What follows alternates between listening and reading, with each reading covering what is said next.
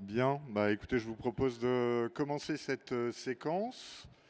Qualité et commande publique, enjeux et solutions pour les achats des organismes HLM. Merci à nos collègues de la direction de la maîtrise d'ouvrage qui, depuis le début de ce congrès, nous laisse ponctuer les thématiques de différentes pastilles juridiques. Et je suis extrêmement content de pouvoir évoquer le sujet de la commande publique sous l'angle de cette belle notion de qualité. On est ensemble pour une demi-heure. Donc, je suis Benoît Guincelet, conseiller juridique sur le volet commande publique à l'Union sociale pour l'habitat. Je suis accompagné d'Hélène Favier de l'OPH de La Rochelle, responsable juridique, Judicaël Andria Manandraibé, Habitat en région, qui est responsable juridique groupe, et de Virginie Tinel d'ICF Habitat, directrice des achats. Merci beaucoup d'être avec nous et d'avoir répondu favorablement à ma sollicitation pour évoquer cette thématique. Alors, qualité et commande publique, est-ce que c'est quelque chose qui est intuitif, qui est inné, introduire de la qualité dans les process? On sait que c'est souvent perçu comme une contrainte forte côté opérationnel, côté service prescripteur. On est dans un environnement contraint, évidemment, par le code de la commande publique. On ne va pas répéter des poncifs, mais on sait que l'emprise juridique est extrêmement forte sur les achats de l'ensemble des organismes HLM, les obligations en matière de définition préalable des besoins, la négociation très contrôlée dans beaucoup de procédures d'achat, l'ensemble des risques administratifs, éventuellement pénals, en matière de commande publique.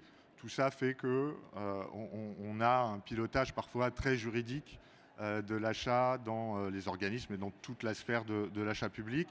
Il y a des éléments aussi qui sont un peu détonnants par rapport à poursuivre la qualité par exemple d'une relation avec une entreprise, avec un prestataire, l'obligation de remise en concurrence périodique. Je me balade dans le congrès, je vois des belles réalisations par exemple d'architectes, il y a des programmes qui se sont faits. J'ai eu une bonne relation avec une équipe de maîtrise d'œuvre. Je relance une opération, bah, je remets les compteurs à zéro. C'est la règle, c'est le droit de la commande publique. Il est ainsi fait, c'est ça qui nous sépare de l'acheteur privé. Donc on a cette contrainte-là qui limite aussi un peu notre approche de la qualité dans les process. Et puis on est aussi dans la commande publique comme un véhicule de portage de politique publique. On a parlé ici même de l'introduction des considérations environnementales et sociales obligatoires à compter de l'année prochaine dans vos marchés, à compter du 22 août. Ça me permet de le redire. Tout cet environnement contraint fait qu'on navigue parfois dans une certaine complexité. On a des solutions pour répondre à ces difficultés, des solutions juridiques. Elles sont dans le code de la commande publique, qui n'est pas un mauvais code, qui est rempli de bons outils. Il faut parfois l'explorer, le triturer, lire entre les lignes, lire ce qu'en disent les interprètes, y compris magistrats, pour voir que finalement le code de la commande publique est assez tolérant pour accueillir des achats de qualité, sous réserve évidemment de bien l'explorer dans toutes ses dimensions. Et puis, alors je prêche un peu pour notre paroisse, mais moi je crois que les solutions pour introduire la qualité, elles viennent surtout des idées, des démarches et des initiatives engagées par les organismes HLM, par les acteurs de ces organismes dans les services achats, marché, commande publique, direction, quelle que soit la dénomination. En tout cas, tous les organismes HLM sont plutôt très bien dotés et ont des compétences riches en la matière. Et on va avoir une démonstration de ces principes-là à différentes échelles, à l'échelle de l'organisme, Office USA ou COP, à l'échelle plutôt d'un groupe qui permet aussi de distinguer ce qu'on est capable de faire. Et je laisse de fait la parole à Hélène Favier sur ces démarches et ces initiatives. Merci Benoît. Bonjour. Donc du coup, Hélène Favier, je suis responsable service juridique à l'Office public d'habitat de la communauté d'agglomération de La Rochelle, donc, qui représente à peu près environ 9000 équivalents logements sur tout le territoire de la communauté d'agglomération de La Rochelle, qui est un territoire plutôt en zone tendue. Je pense qu'on a à peu près tous les mêmes problématiques, entre guillemets, avec la commande publique. Et moi, justement, en 2025, j'ai plus envie de voir ça comme des contraintes ou des problématiques. Je rejoins Benoît et c'est pour ça que moi, j'ai plutôt intitulé mon intervention « La commande publique, la caisse à outils au service des bailleurs sociaux ». Puisque oui, c'est un code qui a un certain nombre de réglementations qui sont imposées et à respecter, mais on a essayé, en tout cas dans notre organisme et au sein de notre société de coordination, ITO, de prendre le contre-pied et de se dire ok, maintenant on va voir un peu ce qu'il y a dedans, on va aller un peu plus loin et surtout, en tant que juriste, on va éclairer autant les acheteurs que les entreprises et on va voir que ça donne des solutions assez pertinentes et des réactions aussi d'acheteurs qui étaient un peu réfractaires à la commande publique. Je pense que vous y êtes peut-être tous un peu confrontés. Maintenant vont plutôt de l'avant et vont même eux-mêmes vendre la commande publique et ses mérites aux entreprises.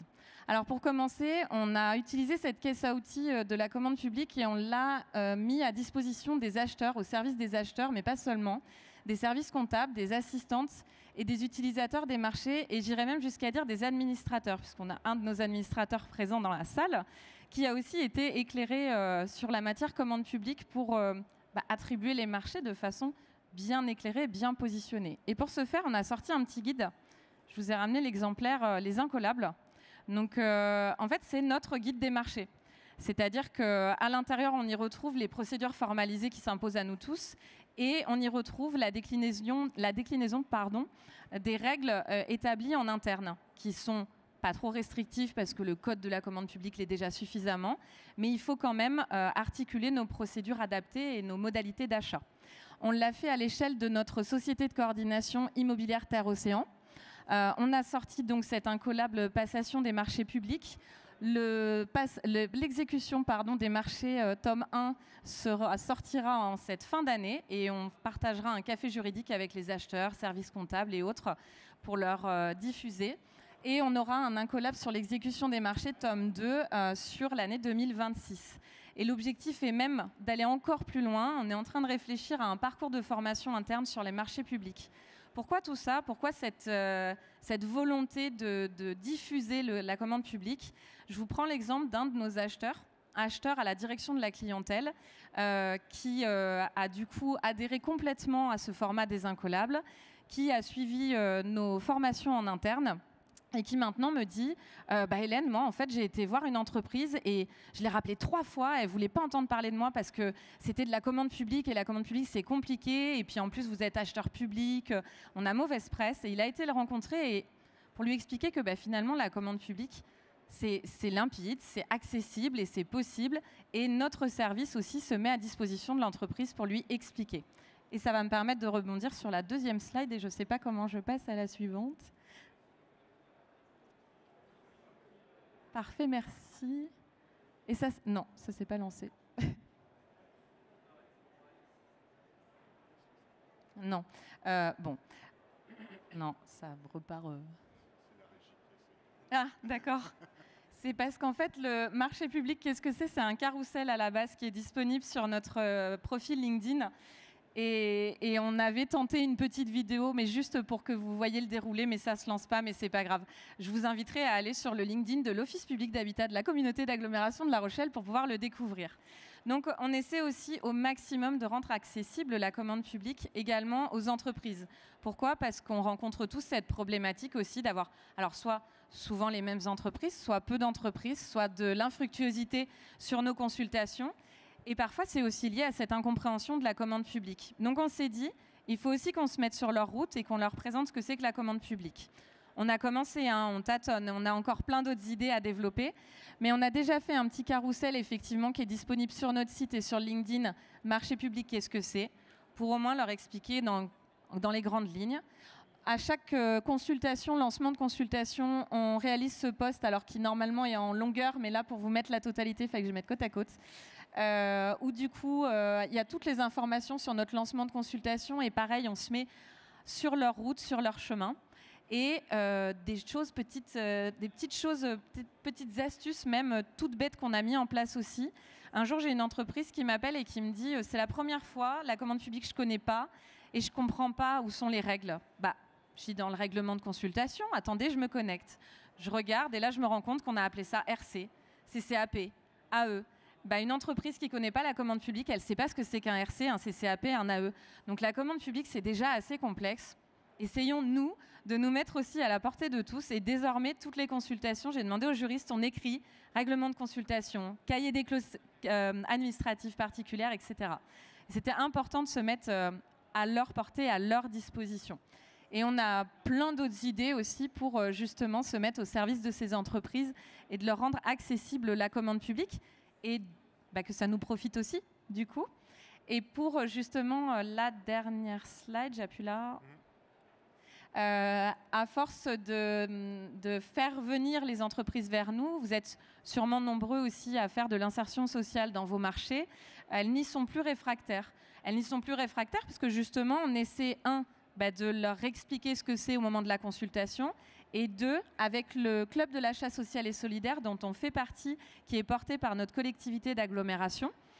On est membre historique, donc on est membre depuis 2018 de mémoire, et on valorise tous les 2 ans par la rencontre du Club de l'achat social et solidaire des entreprises qui ont fait plus d'heures d'insertion. On valorise des parcours aussi de personnes qui sont intervenues pendant les marchés. Donc cette vulgarisation, cette mise à disposition de la commande publique, cette appropriation par les acheteurs, par les entreprises, permet vraiment de belles choses. Je pense qu'on avance de façon sereine, plus sereine peut-être, et moins contraignante. Je te laisse la parole, Judicaël, pour poursuivre. J'ai fait le lien. Tu as fait le lien. Merci Hélène. Non, je voulais reprendre gagnant-gagnant et la commande publique limpide. J'aime bien cette idée de limpidité. Et l'enjeu, c'est sans doute effectivement de rendre la commande publique plus accessible aux opérateurs économiques. Judicaël, on te laisse poursuivre la séquence. Merci Benoît. Judicaël Andrea Malandraibé, responsable Juridique Group pour Habitat en Région. Alors Habitat en Région, c'est 12 sociétés HLM qui totalisent 244 000 logements. Mon intervention va évidemment s'inscrire dans la suite logique de ce que Benoît a introduit en même temps que Hélène a partagé sur un terrain très opérationnel, puisque mon objectif aujourd'hui, c'est d'essayer de démontrer dans quelle mesure est-ce que la qualité des achats va impacter la qualité du logement social. Et on va profiter de notre configuration groupe pour pouvoir justement illustrer d'autres facteurs, d'autres leviers d'optimisation des achats. Mais peut-être pour commencer, le point d'orgue, je dirais, c'est la mise en place d'un plan stratégique Habiter 2030 au sein du groupe Habitat en Région, c'est-à-dire une feuille de route stratégique que l'ensemble des sociétés ont élaborée de manière collective, associant des experts métiers dont les experts achats, ce qui a révélé en réalité une véritable volonté politique, notamment de notre président ici présent, François Rieu, de véritablement responsabiliser nos achats, puisque Benoît a indiqué dans quelle mesure est-ce que la commande publique, les achats, constituent également des supports de politique publique. Mais évidemment, une intention, c'est admirable. Des résultats concrets, des actions concrètes, c'est encore préférable. Donc, l'ensemble des sociétés du groupe Habitat en Région ont signé la charte RFR, Relations fournisseurs achats responsables, pour concrétiser dans une dynamique d'amélioration continue leur volonté d'avoir de vrais impacts sociétaux à travers la rédaction des marchés publics, notamment, mais l'activité achat d'une manière plus globale. Alors, très concrètement, l'idée aujourd'hui, merci Benoît, l'idée aujourd'hui, c'est d'essayer de vous illustrer de manière très concrète ce qu'on fait sur le terrain pour pouvoir faire des achats un levier de performance économique, environnementale et sociale. Et on s'est rendu compte qu'il y a en réalité des outils auxquels la plupart des acheteurs sont quand même assez sensibilisés, pour la plupart d'entre eux, qu'ils pratiquent, peut-être pas suffisamment, mais qui s'avèrent véritablement impactants, puisque vous verrez à un moment donné, je vous représenterai les résultats tangibles, mesurables, sur ce que c'est que la politique achat appliquée de manière concrète.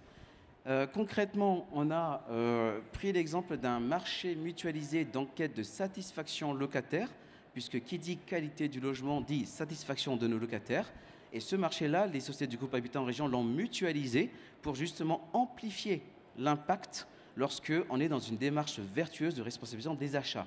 Alors, les grands mots, c'est super, mais concrètement, ça veut dire quoi? Ça veut dire que nous avons mis en place un premier levier, un facteur clé d'optimisation des achats, c'est écouter la voix du fournisseur. Ça veut dire quoi pour les experts achats sur les terrains? Ça veut dire faire du sourcing. Dans ce cas-là, nous avons été vraiment très concrets puisque nous avons écouté l'ensemble des fournisseurs avant de lancer l'appel d'offres pour leur poser la question. Mais combien de questions pose-t-on à un locataire? Pendant combien de temps va-t-on écouter le locataire pour ne pas qu'à un moment donné, il y ait autre chose à faire? Concrètement, dans votre réalité métier en tant que fournisseur, dites-nous comment est-ce qu'on peut améliorer notre cahier des charges pour que ça colle à la réalité économique. Cette voie du fournisseur est importante puisque nous avons décidé du coup d'un commun accord avec l'ensemble des sociétés que ce serait 40 questions, pas 70, pas 25, 40 questions, puisque d'après les fournisseurs, c'était le plus pertinent, et pas plus de 16 minutes d'interview pour garder la qualité et la fiabilité des enquêtes locataires. Et derrière, évidemment, il y a l'aspect aussi économique. Il faut aussi écouter nos fournisseurs sur l'aspect économique. Et donc, ils nous ont dit, vous savez, 80% de nos postes de dépenses, c'est les enquêteurs qui passent les appels pour pouvoir savoir si vos locataires sont satisfaits. Et donc, ils nous ont dit, il va falloir ajuster votre prix en fonction de nos coûts. Et donc, on a décidé d'écouter cette voix du fournisseur et de choisir un indice de révision qui est le SMIC horaire, qui, cette année-là, avait évolué 3 fois quand même. Donc, nous avons suivi nos fournisseurs, nous avons introduit cette cause de révision de prix, cet indice de révision des prix. Mais au-delà du sourcing, et je vais aller un petit peu plus vite parce que le temps m'est compté, on se rend compte qu'écouter la voix du fournisseur, c'est aussi pendant l'exécution du marché, pas uniquement lorsqu'on prépare l'achat. Et la vie des affaires fait que nous sommes parfois confrontés à des litiges, des frictions. C'est la vie des affaires. Et à ce moment-là, parfois, les réflexes un peu juridiques, c'est la mise en demeure assortie des pénalités avec l'article du CCAP qui va bien. C'est une pratique. Une autre pratique consiste à privilégier la médiation. Écoutez la voix du fournisseur. En l'occurrence, sur ce marché, nous avons eu un différend avec notre partenaire fournisseur que nous avons réussi à régler, justement, à travers une discussion, une écoute. Le président ici même est venu écouter justement le litige, le prestataire, pour comprendre de quoi il s'agit, sans partir par un a priori, et encore moins une approche purement juridique des marchés publics. Issu de cette médiation qui s'est parfaitement réglée, notre fournisseur est désormais abonné aux attestations de bonne exécution. Et oui, quand il continue à bien faire son travail malgré un litige fournisseur, on ne peut que raisonnablement reconnaître son investissement. Alors, je vais aller encore un petit peu plus vite, évidemment, mais au-delà aussi d'écouter sa voix en cas de litige, on a souhaité sur ce marché aller plus loin. Benoît parlait en introduction des initiatives sur le terrain qu'on peut faire. On a décidé de mettre en place une évaluation réciproque avec notre fournisseur, puisque souvent dans les pratiques des acheteurs, c'est j'évalue mon fournisseur, je suis le client, je commande. Très bien, mais que pense le fournisseur de vous? Dans quelle mesure vous êtes-vous mobilisé pour la performance de cette mission? Avez-vous aussi des points d'amélioration côté acheteur pour pouvoir justement garantir l'impact de votre achat? Parce que je rappelle que l'impact sociétal derrière, ce qui est en jeu, ce n'est pas pour la performance économique, c'est aussi la préservation de notre planète, c'est aussi de l'inclusion sociale. Donc ce dialogue fournisseur, cette écoute de la voix du fournisseur passe par une évaluation réciproque. Je vous dirai les résultats peut-être, une fois que j'aurai eu ma notation. On s'est rendu compte dans le cadre de ce marché, dans le cadre de cette situation locataire, que véritablement, la démarche RFR qui nous inspire, qui nous incite à cette écoute de la voix du fournisseur, pouvait être amplifiée par notre organisation. Étant un groupe de 12 sociétés HLM, nous avons décidé de créer de la synergie dans le fonctionnement des sociétés, donc la mutualisation des achats est venue véritablement amplifier notre impact en termes de résultats. À la fin, je vous présenterai les résultats tangibles, mesurables et concrets. Mais juste avant, un petit focus quand même sur la mutualisation des achats, puisque la mutualisation des achats, c'est évidemment un effet volume, donc un chiffre d'affaires plus important pour les fournisseurs. Mais on a remarqué du côté d'Habitat en Région que la mutualisation des achats, c'est beaucoup plus que cela en réalité. Lorsque vous décidez de travailler en synergie de manière collective avec l'ensemble des experts achats dans les sociétés, ils partagent leur retour d'expérience, leurs connaissances, leurs documents types, leurs livrables, leurs doutes, leurs questionnements, leurs initiatives, leurs propositions de solutions. Il en ressort toujours, dans le cadre de la mutualisation des achats, véritablement une amélioration, un nivellement technique par le haut. Et on a remarqué également que, je vais parler de manière assez concrète, un marché mutualisé, dans notre cas, c'est 12 marchés en moins à lancer aux bornes des sociétés.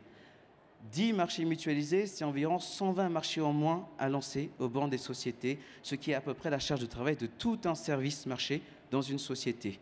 Je vous laisse faire le compte, si vous continuez cette synergie entre les sociétés d'un groupe, on gagne véritablement une optimisation de la charge de travail pour nos équipes. Parce que la performance achat, c'est aussi pensé à nos équipes qui sont les faiseurs de résultats sur ces sujets-là.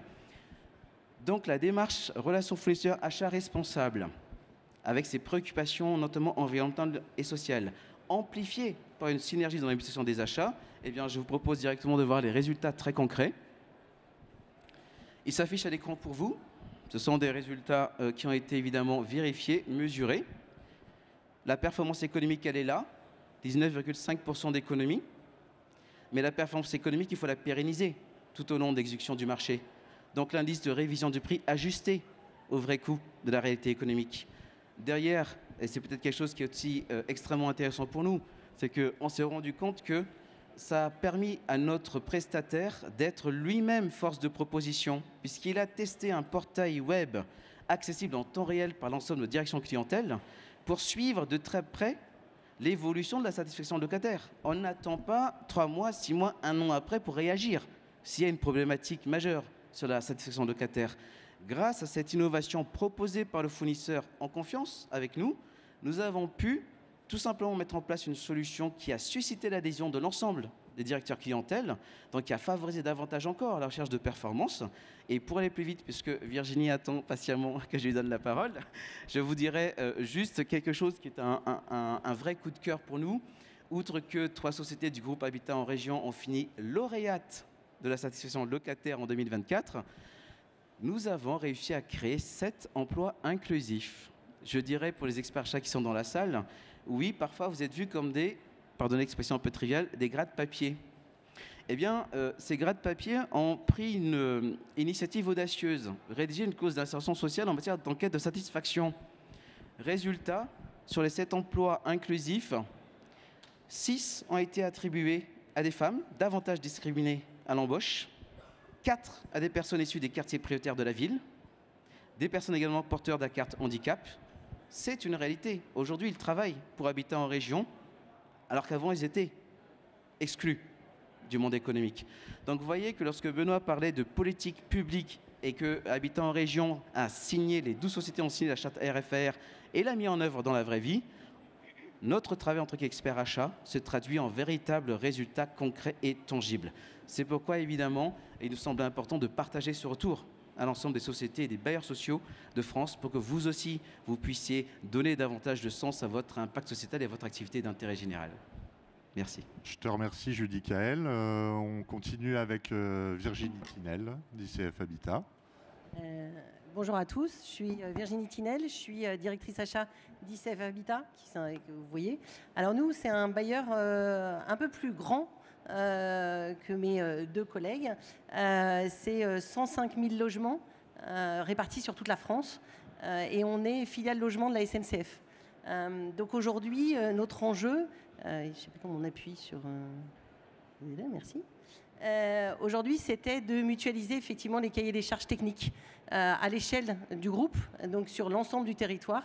Et mutualiser les cahiers des charges techniques, ça ne veut pas dire effectivement un seul lot au niveau du groupe. Donc c'était savoir comment on allait mettre en place une stratégie d'achat, et ça j'y tiens, au-delà de la définition du besoin, c'est de savoir comment demain on achète auprès de nos fournisseurs, et comment on allait allotir effectivement l'ensemble de nos besoins pour répondre au mieux aux besoins des territoires en fait. Parce que vous pouvez avoir des fournisseurs qui vont répondre sur un territoire qui est relativement recentré, et vous voyez bien que la Sablière, notre filiale La Sablière, elle est sur Paris, donc avec beaucoup de volume et beaucoup de logements en fait, et donc un niveau à répondre relativement important. Mais aussi on a des territoires qui sont très excentrés, donc avec peu de volume et peu de de logements à entretenir. Donc ça, c'est quelque chose qui était important. C'est d'arriver à se dire comment demain, en stratégie d'achat et en stratégie d'allotissement, je peux capter différentes entreprises. Et aussi continuer avec une politique RSE qui est assez relativement importante au sein d'ICF Habitat. Donc continuer à faire travailler des PME et des TPE sur notre territoire, d'accord, et aussi des lots réservés. Donc tout ça a fait que, si on avance, vous voyez, là, on vous a mis une carte d'ICF Habitat. On a effectivement beaucoup de logements qui est répartis sur l'ensemble des territoires. Et aujourd'hui, cette stratégie d'achat, on a mis en place effectivement quelque chose qui... le code de la commande publique, c'est une obligation. D'accord ? C'est un cadre réglementaire. Le but, c'est de pouvoir le déformer, mais sans jamais le faire casser. Enfin, je vous le conseille. Et donc, typiquement, c'est d'arriver sur une même consultation à avoir des lots classiques, d'accord ? Avoir des lots, effectivement, des petits lots, avoir des lots en gré à gré ou avoir des lots réservés, mais sur une seule et même consultation. D'accord ? Et donc ça, c'était quelque chose, une démarche qui était quand même très importante pour ICF Habitat, c'est de pouvoir respecter effectivement le code de la commande publique. Et aujourd'hui, piloter nos fournisseurs, c'est aussi un axe qui est très important. Ça part dès le départ de la mise en place d'une consultation et de la définition du besoin. Aujourd'hui, si on fait des lots qui soient classiques, petits, gré à gré, c'est aussi pour attirer d'autres entreprises sur nos marchés. D'accord ? Et pas toujours les mêmes. Faire varier notre palette de fournisseurs, ça c'est très important. Faire rentrer des nouveaux, attirer effectivement des entreprises qui sont compétentes, qui pourront répondre à nos besoins. Et derrière, c'est quelque chose qui nous permettra de les piloter plus efficacement. Donc ça, aujourd'hui, c'est une stratégie que le code nous permet et qui ne nous empêche pas de faire une consultation avec une stratégie d'achat différente. Et ça, c'est important de le savoir. Le code n'empêche pas, d'accord ? Et donc, il faut impérativement pouvoir l'utiliser correctement. Si je peux m'exprimer comme ça et aller assez vite, puisque mes collègues ont beaucoup dit de choses. Écoutez, merci à tous les trois. Je pense qu'on illustre bien avec vos trois retours d'expérience, en tout cas, ces trois initiatives et pratiques. On illustre bien qu'on peut faire des choses dans les marges de manœuvre permises par le code de la commande publique. On peut le faire au niveau de l'organisme, au niveau du groupe. Je pense qu'il y a peut-être sur des tailles plus importantes peut-être des contraintes d'adhésion aussi des services. Alors, oui, c'est pas toujours simple, hein. Il faut trouver des compromis, mais effectivement, en discutant avec l'ensemble des collaborateurs et des prescripteurs, en fait, c'est qu'ils ont tous des besoins différents. Vous voyez, sur un territoire qui est très condensé, puis un territoire qui est assez large, les besoins ne sont pas les mêmes. Je dirais, le temps de réaction des entreprises ne sont pas les mêmes. Mais en tout cas, ce qui est important, c'est qu'on puisse écrire un marché, parce que la qualité de service attendue, c'est la même en fait. Peu importe qu'on soit sur un territoire qui est concentré ou un territoire qui est détendu, peu importe, la qualité attendue par nos locataires, c'est exactement la même. D'où la mutualisation des cahiers des charges techniques pour nous en fait.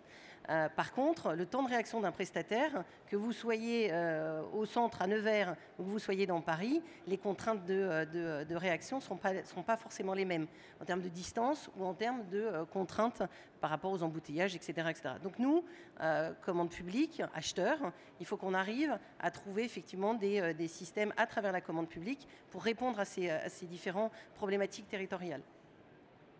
Bien, merci Virginie. Bon, je crois beaucoup que la qualité, elle part des organismes, elle vient de ces énergies humaines. Je pense qu'on a un enjeu aussi, et notre carte à jouer au niveau institutionnel. Nous, à l'USH, je voudrais citer absolument un exemple qui vient de l'AORIF, qui est notre hôte cette année pour le congrès. L'AORIF a organisé cette année, sous forme assez ludique, de speed dating, des rencontres acheteurs, fournisseurs autour de l'achat durable. Moi, j'ai trouvé ça assez admirable, en tout cas, que d'un point de vue institutionnel, on arrive finalement à faire dialoguer des entreprises qui arrivent sur la commande et qui ne connaissent pas grand-chose, un AE, un OU8, un EXE5. Bon, le gars, il est perdu, mais ce genre de rencontre pilotée par l'AORIF, je crois qu'elle le permet beaucoup. Et nous aussi, à l'USH, au niveau de la direction juridique, on a envie de poursuivre l'accompagnement sur ces sujets. On va continuer à vous accompagner dessus. Je voudrais citer parmi les actions de l'USH, on en a parlé, Judicaël en a parlé notamment sur les clauses d'insertion. La parution est là du guide repère 156, les clauses sociales dans les marchés des organismes HLM. C'est piloté par nos collègues de la direction des politiques urbaines et sociales. On a eu la chance d'y contribuer un petit peu. C'est surtout pour mettre en valeur vos actions en matière d'insertion sociale qui, bien que complexes, sont extrêmement utilisées dans le secteur. Tout marché confondu, travaux, et services également. Merci à tous les trois. Et puis on va poursuivre sur la séquence suivante. À très bientôt. Merci beaucoup.